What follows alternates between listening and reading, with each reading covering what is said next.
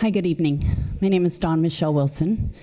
I am a resident of Bremerton, and I've been coming to these meetings in these places talking about these things for 21 years.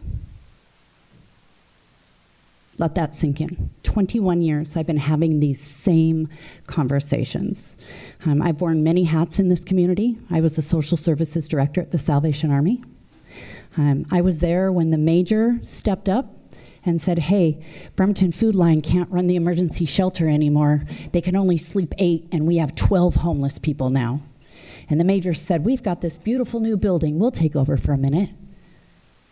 I was also there when COVID hit, and I had to implement the 24-hour shelter. So I've been in a lot of places with a lot of people doing a lot of things.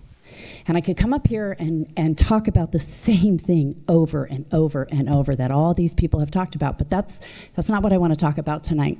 I have 2 minutes to tell you who I am and why I'm here. I was born and raised right here in Bremerton, and I was born at Harrison Hospital. My dad was the sergeant of the Bremerton Police Department. I became a drug addict at 17 years old. I went to private Catholic school, by the way, Star of the Sea. I tell you all that because I want you to hear me say that addiction and mental health does not discriminate. They don't care who you are, who your daddy is, how much money you have, what your religious background is, none of that. I was not immune to that.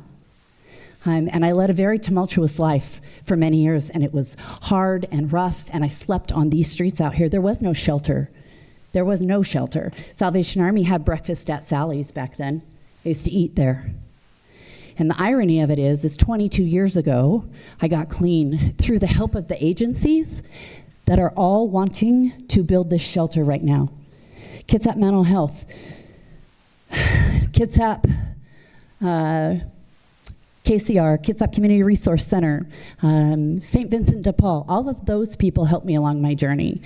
And I'm getting ready to celebrate 22 years of recovery.